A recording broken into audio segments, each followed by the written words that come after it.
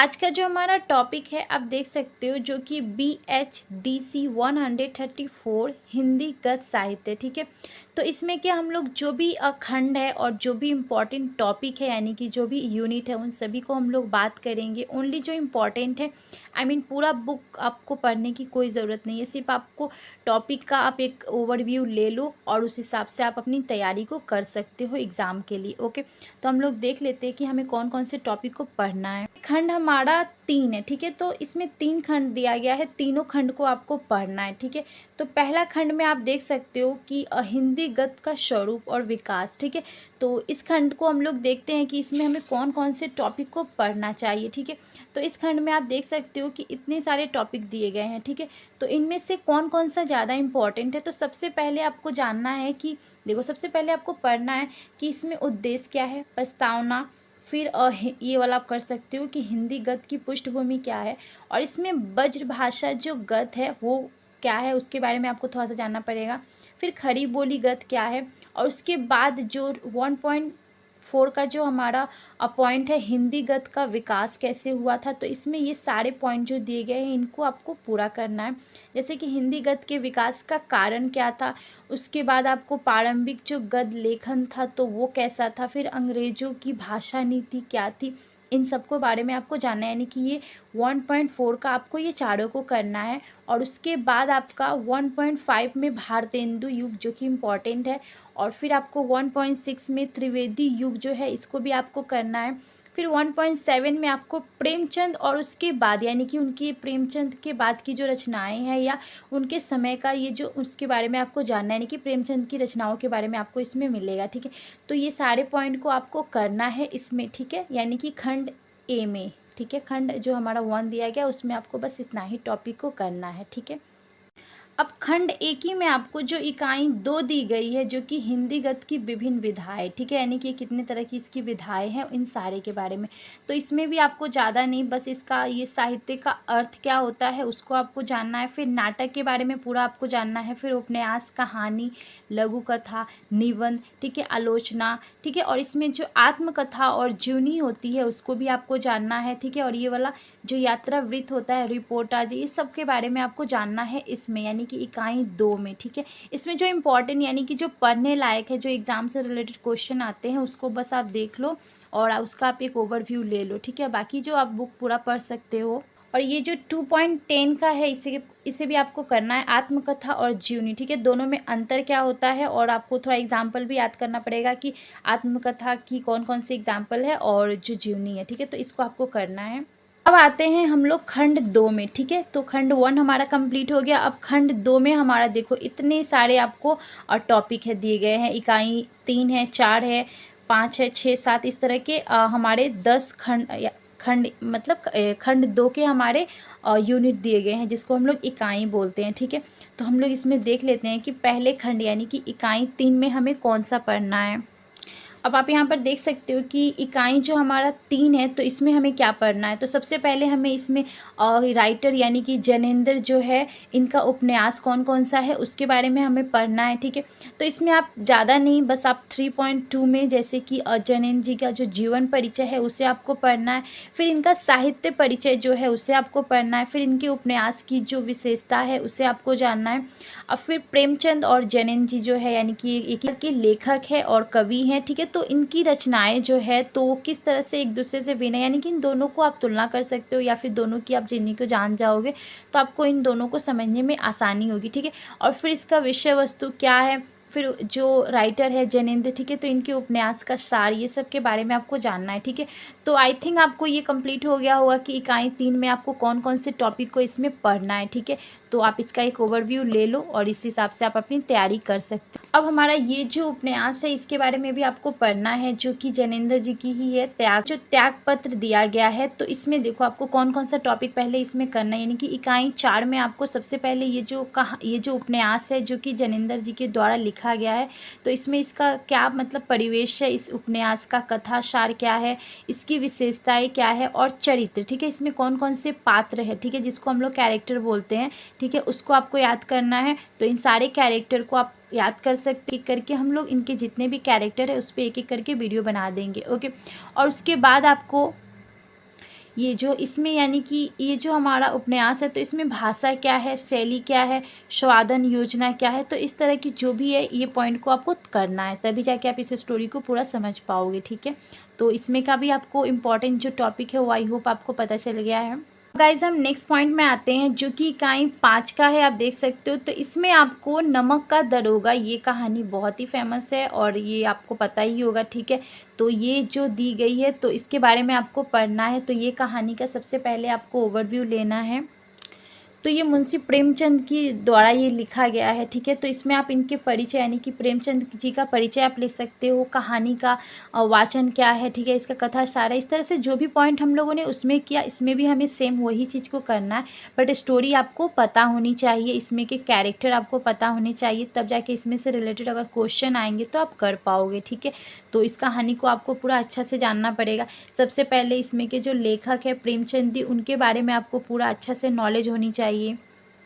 तो इकाई 5 में आपको बस यही पॉइंट को फॉलो करना है, यानी कि इसी पॉइंट को आपको याद करना है, तो ये आपका जो यूनिट है वो कंप्लीट हो जाएगा। ठीक है, अब इकाई 6 में जो नमक का दरोगा है तो इसमें इसकी कथा वस्तु क्या है, विश्लेषण क्या है। तो ठीक है, तो इसमें आपको देखो क्या क्या पढ़ना है। तो सबसे पहले आपको इसमें विषय वस्तु क्या है इस कहानी का, फिर चरित्र यानी कि इसके कैरेक्टर कौन है, इसके सहयोग पात्र कौन है, प्रमुख पात्र कौन है, ठीक है, और कहानी का परिवेश क्या है, संरचना शिल्प क्या है, वही भाषा शैली जो कि हम लोगों ने पीछे ही बात किया, इसमें भी आपको उन सारे पॉइंट को कवर करना है।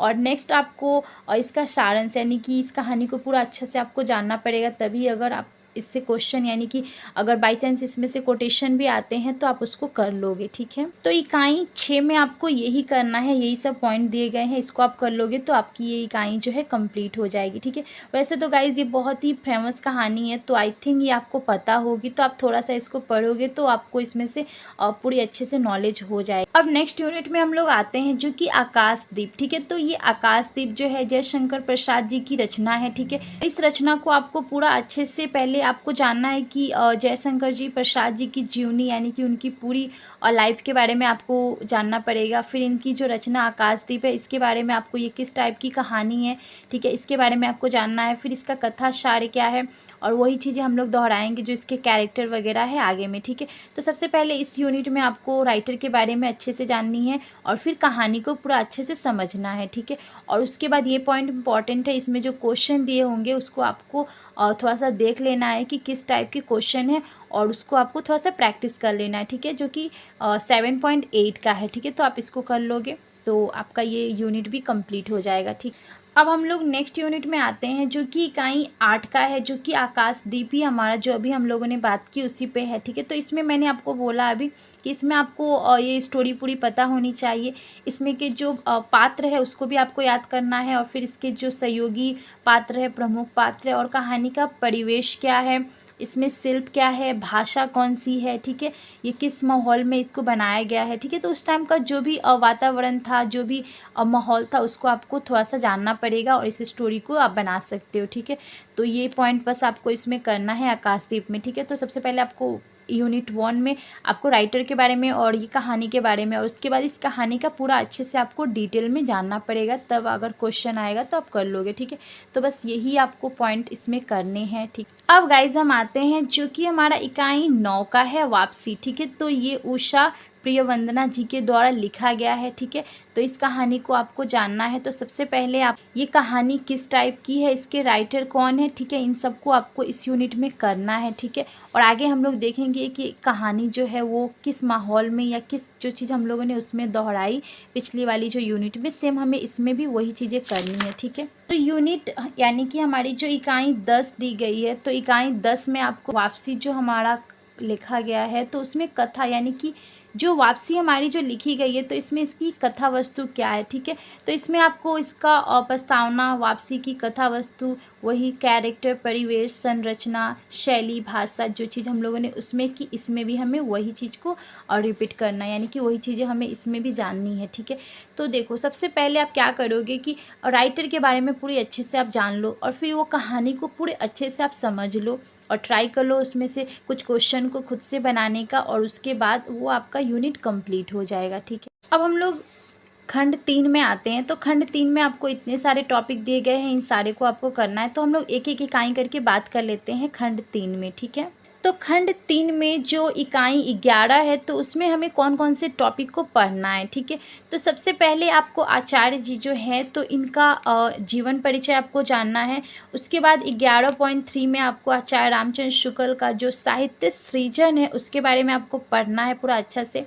और उसके बाद आचार्य रामचंद्र शुक्ल के निबंध साहित्य की क्या विशेषता है, ठीक है। तो इस पॉइंट को भी आपको करना है। और उसके बाद निबंध, हिंदी निबंध साहित्य के विकास में आचार्य रामचंद्र शुक्ल जी का क्या योगदान है, ठीक है। तो इनके योगदान को आपको लिखना है, ठीक है। तो बस यही पॉइंट आपको 11 यूनिट में करना है, जो कि खंड 3 का है, ठीक है। अब इकाई 12 में आपको लोभ और प्रीति के अंत वस्तु और विश्लेषण के बारे में आपको जानना है। तो सबसे पहले आपको प्रस्तावना, फिर ये प्रतिपाद जो दिया गया है, विचार पक्ष क्या है, इसका भाव पक्ष क्या है, और उसके बाद इसकी भाषा शैली क्या है, उसे भी आपको करना है, ठीक है। और फिर निबंध में आचार्य शुक्ल का व्यक्तित्व क्या है, और सौंदर्य की साहित्य जो व्याख्या है उसे आपको करना है, ठीक है। तो ये सब पॉइंट आपको यूनिट 12 में करना है। अब इकाई 13 में हम लोग देखते हैं कि हमें कौन कौन से करने हैं, ठीक है। तो ये आचार्य हजारी प्रसाद त्रिवेदी और उनके निबंध के बारे में दिया गया है, ठीक है। तो देखो, सबसे पहले आपको इनका निबंध का स्वरूप आपको करना पड़ेगा। फिर निबंध और कहानी क्या है इनकी, हजारी प्रसाद त्रिवेदी है उनकी, ठीक है। फिर साहित्य जो विधा के रूप में इनका जो निबंध है उसके बारे में आपको बात जानना है। और फिर लेखनीय व्यक्तिगत जो अभिव्यक्ति है उसके बारे में।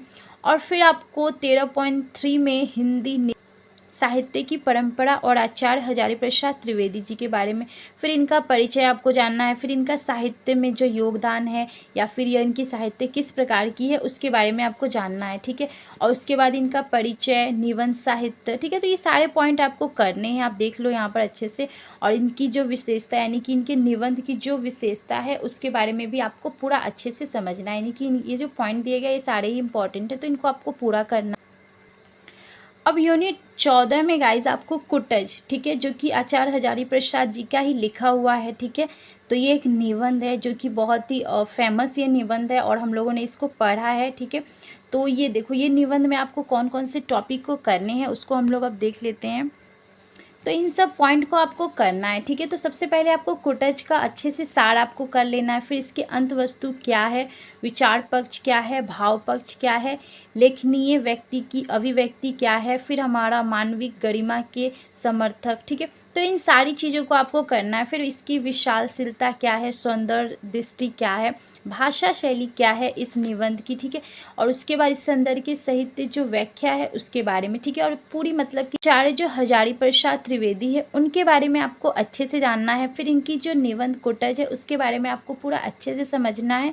और उसमें जो भी पॉइंट दिए गए हैं उसको आपको समझना है। उसके मेन कोटेशन को आपको याद रखना है, क्योंकि ऐसे कोटेशन दे दिए जाते हैं और उसको आपको व्याख्या करना रहता है, ठीक है। तो इन सारी चीज़ों को आप ध्यान में रख के इस हिसाब से इसकी तैयारी करोगे तो आपका ये पूरा अच्छे से यूनिट हो जाएगा, ठीक है। तो 15 में हम लोग आते हैं। तो इसमें आपको देखो क्या करना है। तो इसमें आपको ये जो दिया गया है कुबेरनाथ जी के द्वारा ये लिखा गया है सहन फनों का मणिद्वीप, ठीक है। तो ये हमारा जो दिया गया है, तो ये इसमें आपको सबसे पहले इसमें राइटर के बारे में, उनकी जीवनी के बारे में याद करना है। फिर ये जो हमारी रचना है सहन फनों का मणिद्वीप, तो इसका कथासार, इसकी विचार, भाव, ये सारी चीज़ों को आपको देखना पड़ेगा। जैसे कि हम लोगों ने पिछली जो चैप्टर थी उसमें की, उसमें भाषा शैली और बाकी भी जो चीज़ें हैं उसे भी आपको जानना है, ठीक है। और ये पौराणिक जो मिथिली संदर है, ये सब चीज़ों को आपको अच्छे से थोड़ा सा जानना पड़ेगा, यानी कि इस यूनिट के राइटर के बारे में। और ये रचना है, ये जो रचना है, ठीक है, तो ये किस टाइप की है इसके बारे में आपको जानना है, ठीक है। और एक इम्पॉर्टेंट बात गाइस जो कि है, इस तरह के जो कोटेशन दिए रहते हैं ना, तो इन कोटेशन को भी आप कर लोगे, बिकॉज इस तरह के कोटेशन दिए रहते हैं और इसमें से आपको इसकी व्याख्या, संदर्भ वगैरह लिखना रहता है, ठीक है। तो ये जितने भी कोटेशन यूनिट में दिए गए इन सारे कोटेशन को आप अच्छे से देख लो और प्रैक्टिस कर लेना, ठीक है। और बाकी जो मैंने पॉइंट्स बताए आप उसको करोगे तो ये बुक आपका ऑलमोस्ट कंप्लीट हो जाएगा। Okay, so I hope guys ये पॉइंट्स आपको अच्छे लगे होंगे। इसमें कि जो भी हम लोगों ने इंपॉर्टेंट जो टॉपिक था उसको बात किया, उसका एक ओवरव्यू बस हम लोगों ने लिया। इस तरह से आप अपने एग्जाम की तैयारी इस बुक का जो है कर सकते हो, ठीक है। और वीडियो अच्छा लगे तो please like and comment and please subscribe my channel guys, and thanks for watching this video guys. Bye, take care.